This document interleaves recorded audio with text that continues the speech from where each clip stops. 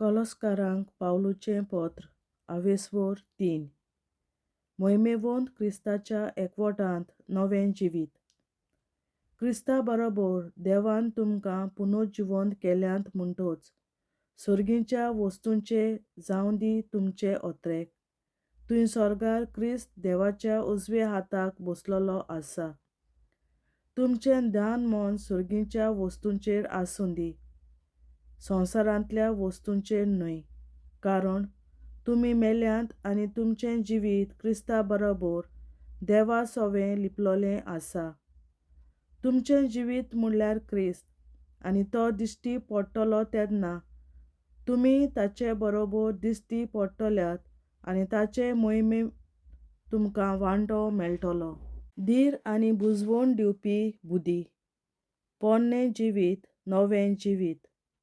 देखून तुमच्या सैमांत आसात ते संवसारी आवंडे मारून उडयात.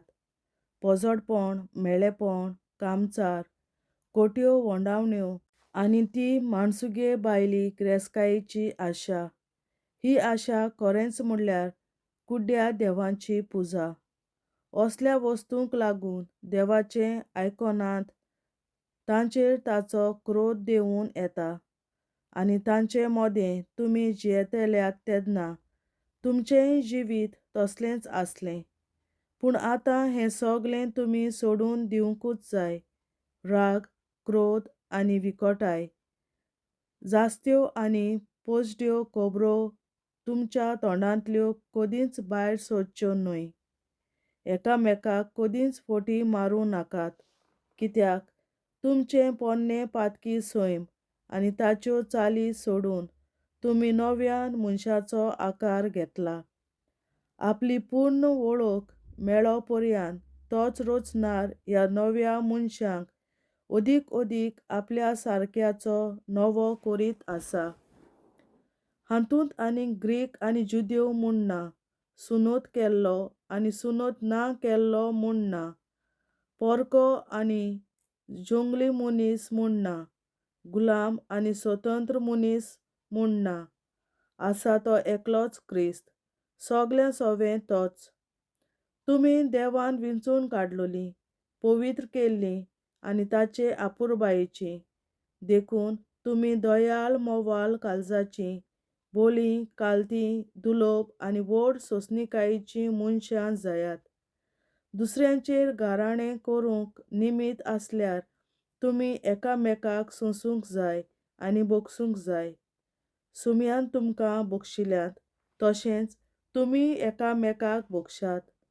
ह्या सगळ्या शगुणांचो मुकूट कसो प्रितीमोग तुमचे मोदें वसूं दी, कित्याक ताचे वरवीं सगळ्या शगुणांचो संपूर्ण एकवट जाता.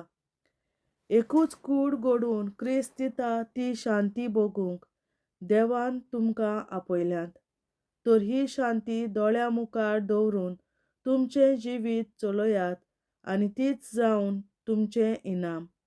आनी देवाक सदां दिनवाशीत रावात.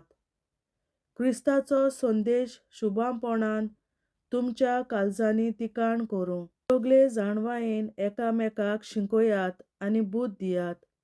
तुमचीं काळजां दिनवासान भरोन स्तोत्रांनी, गितांनी आनी पवित्र आत्मो उपजयता त्या गायनांनी देवाची वाखाणणी करात.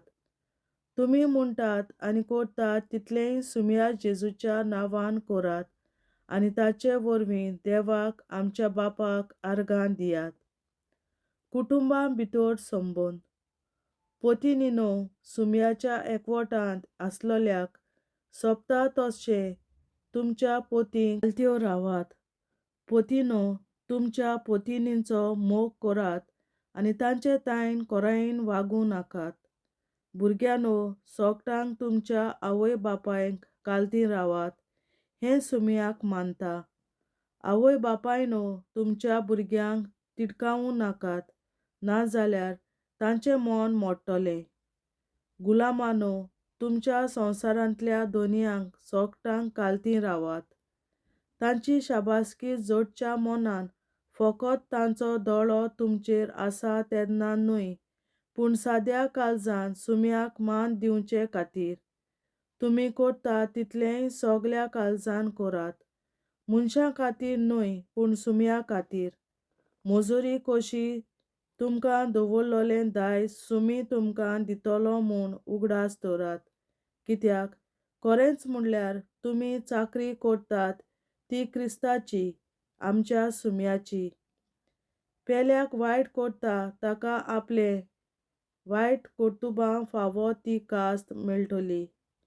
कित्याक देव मनशांचें तोंड पळयना. दोनयानो, माणसुगे आनी निती पोरमोणें तुमचें गुलामांक वागोयात. तुमकांय स्वर्गार एक दोनी आसा म्हूण उगडास दवरात. देवाचें उतोरें. देवाचे व्हड उपकार.